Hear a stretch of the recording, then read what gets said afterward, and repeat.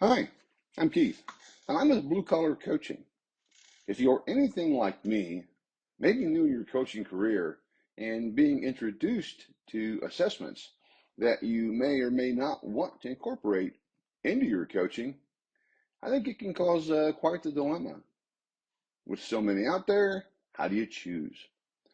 Well, I decided to spend a little bit of time trying to understand the topic and developed this presentation that helped me, and I hope it'll help you as well.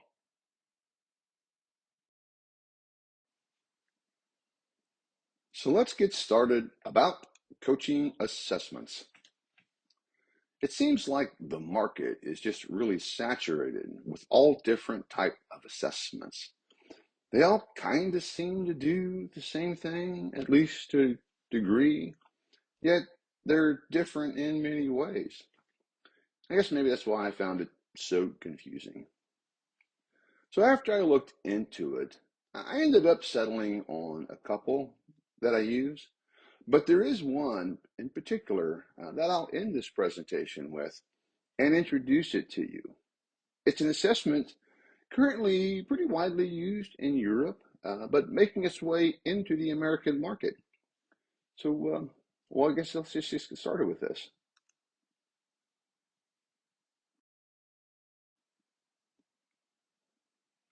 As I began to look at these coaching assessments, they all really seem to fall into five basic categories.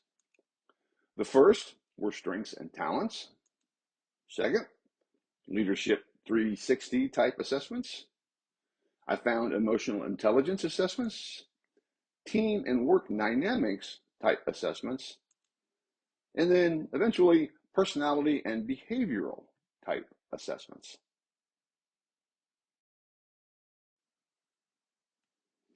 Next, I dug into it a little bit and tried to learn what each of those categories really try to measure or what they determine. I found out that strengths and talents type assessments typically try to measure natural talent, energy patterns, and sometimes working preferences. Not surprisingly, Leadership 360 type assessments measure a person's leadership effectiveness, behavior, and even their leadership impact. Of course, emotional intelligence assessments assess and measure a person's self awareness and self regulation, followed by their empathy and how well they handle their relationships with others. Then, team and dynamic assessments typically measure team roles, team collaboration styles, techniques, and again, work preferences fall right in there. And then finally, personality and behavioral type assessments measure a person's personality traits, their behaviors, communications, and decision tendencies.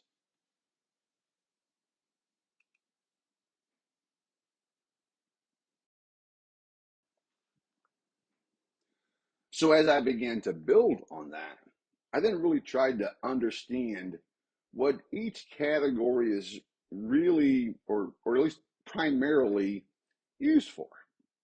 And here's what I found that strengths and talents type assessments generally used primarily for career development, role alignment, and sometimes team productivity. Leadership 360s are heavily used in executive coaching, leader promotions, and sometimes in organizational development. Emotional intelligence assessments are also used in leader development, but they can and do expand into conflict management and even team leadership. Team and work dynamic assessments, of course, focus in on team development, organizational culture at work, and team optimization. And then personality and behavioral type assessments really dial in on self awareness. Again, leader development, conflict, and understanding. So the previous slides was good and helpful information, but I still struggled a little bit with how to narrow it down and what to use. So I began to look at it from a different direction. I began to look at it from a question standpoint. As a coach, what question am I trying to help the client get an answer to? And then it began to make a little bit more sense to me. If I'm simply trying to help them identify what they're naturally good at, then strengths and talents assessments are probably a very good way to go. If the question is how others experience their leadership, their styles and their leadership traits, then the Leadership 360 assessment is likely just the thing. If we're helping the client determine how they manage their own emotions and relationships, then of course, EQ assessments would be exceedingly useful. If we're asking how a team can come together and work more effectively, then it makes sense to focus in on team and work dynamic type assessments. Finally, if we're helping the client answer the question of who they are and how they operate, then personality and behavioral type assessments might absolutely rule the day. I did find this perspective to be quite a bit helpful. Not that a client might not have two or more of these things going on at the same time, but even if they do, I could just prioritize the most important question of the moment and use the assessment best suited. And if I'm lucky, that assessment might even help me in the subsequent areas.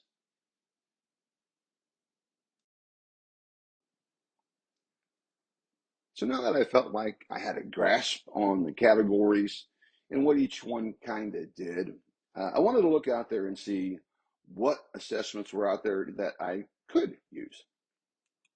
Well, under the strengths and talents, I found the Clifton Strengths Finder. That seemed to be pretty popular. And I also found the Working Genius.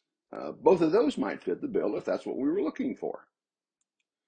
As far as Leadership 360s, there were just so many out there. I guess it's just find one you like. But a couple that I saw was the Leadership Circle Profile and the Benchmark 360. For emotional intelligence, it seemed like the big dog in the room there was the EQI 2.0. When I began to look at team and work dynamic type assessments, what I found was the Working Genius again. It showed up one more time, and then we're introduced to the DISC. In personality and behavior type assessments, again, the DISC shows up, but we also see the Myers-Briggs type indicator, the MBTI, the Hogan, and the LINC personality profile. So good information here, I think.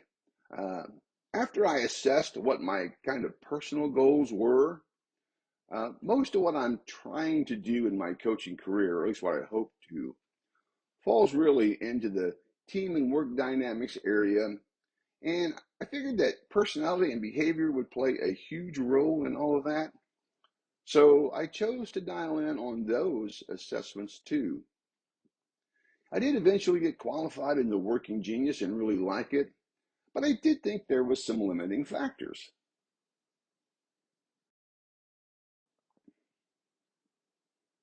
So with all that in mind, I really began to take a closer look at personality and behavioral type assessments.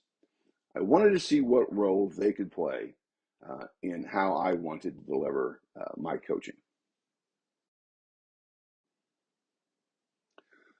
So as I looked into personality and behavioral assessments, I found that there were basically three different types of these assessments. They are type-based assessments, and these are assessments like the Myers-Briggs type indicator and the Enneagram. And they seem to tell you what type you are. Then the behavioral assessment, like the DISC, it lets you know how you behave. And finally, trait-based assessments sometimes called Big Five assessments. These assessments include the NEO, the Hogan, and the Linc Personality Profile. These tell you, in a way, what your level of something is. So at least when I saw these assessment names, I was encouraged because I've heard them in the coaching circle. Um, I also know enough to know that there's quite a bit of science around Big Five type assessments. Psychologists have been studying this kind of stuff for years. Eventually, I decided to dig a little deeper into the Big Five assessments. Mostly, like I said, because I heard of the Hogan assessment quite a bit. So here's what I found. I understand that the NEO is the gold standard of these types of assessments. It measures deep personality and is often used in research, but also, from what I understand, it's not really prevalent in coaching circles. Then the Hogan. You hear it in coaching a lot, but it's really focused on leadership and executives. It does seem to predict performance and risk, but from my understanding, it's generally used in larger organizations. Maybe that because it generally comes with a higher investment. Then I saw the Linc Personality Profile. It's based in Europe and it's new to the US market. I took the assessment and I really liked it. I feel it's pretty practical and can be used in executive coaching, but not limited to that. I think it can be used in much, much more. Uh, the designers, when you learn about it, indicate that it's built for coaching, it's built for development, and it's built for effective use in human resources. And then, depending on how much we want to charge as coaches for conducting these debriefs, it really can be very affordable and accessible for individuals and small businesses without a huge, robust budget. So, as you might have guessed by now, this is the one that I got qualified in. It really seemed to fit where I wanted to go with my coaching business. So, I'll give you a brief overview of the Linc. The Linc embraces the idea that we all operate in an ocean of personality areas, and they include openness, which are our thinking and our idea tools, conscientiousness, which are our structure and work tools, extroversion, there are people energy type tools, agreeableness, also considered cooperation, which are our relationship tools, and then neuroticism, which is really emotional stability. These are our stress and our pressure tools. And this ocean has three components in it. The first are facets. The Linc personality profile measures 60 of these facets. These are how we operate, our tendencies, styles, our natural behavior. These facets influence our competencies.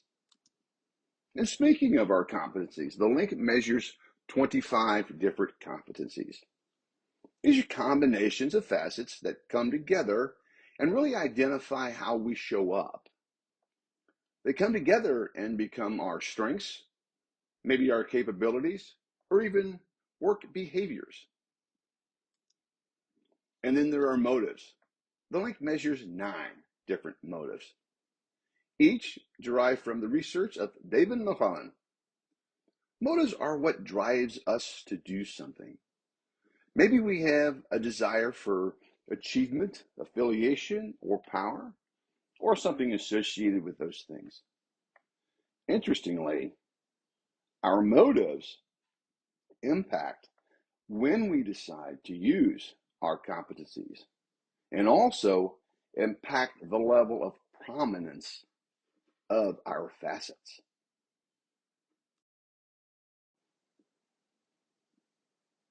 So all that sounded really cool, and there's a whole lot there.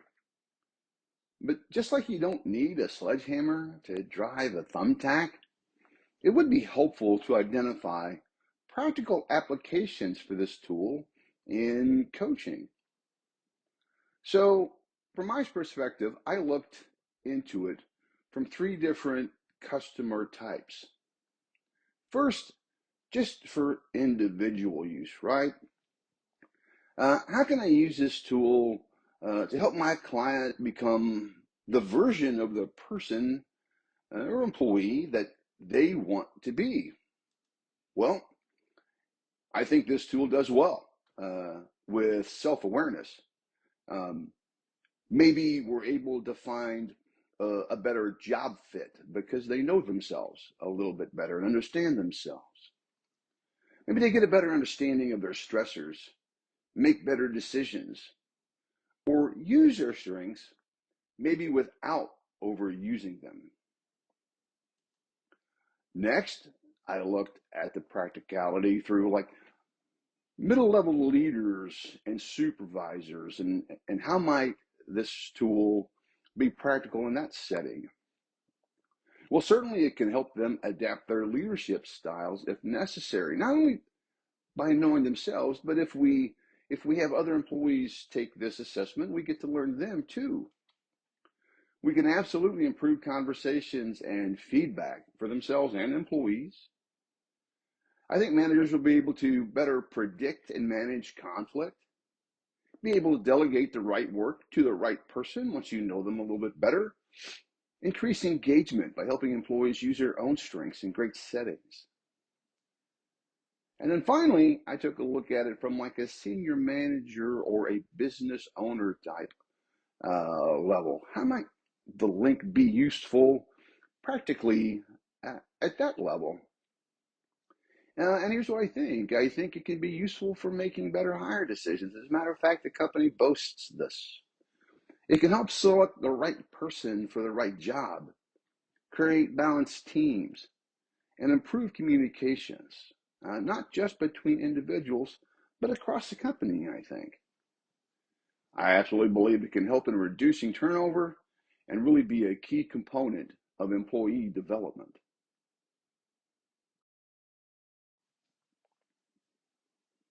Yeah, I thought, well, that's quite a few practical applications that I think I could get into and use in my practice. So this is what at least one page of the profile will look like when you get it. This is a result of 180 forced choice questions and comes with an entire 34-page document for reading for yourself and the client, providing details and additional insights.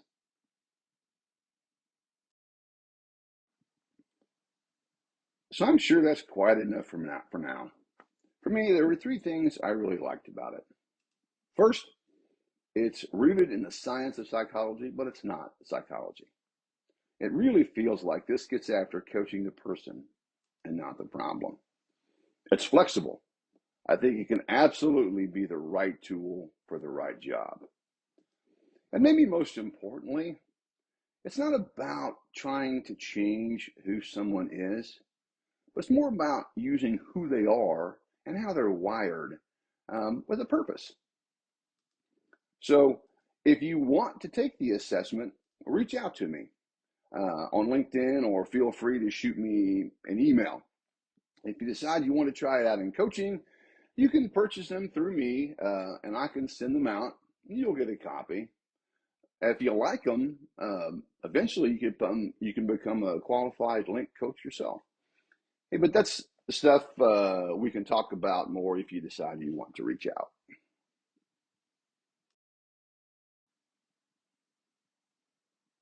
Well, that pretty much concludes it. I hope this was at least partially helpful for you and maybe it provided you a little information. I'd love to connect with you over LinkedIn. Um, Feel free to reach out to me if you have any questions, and I hope to talk to you soon.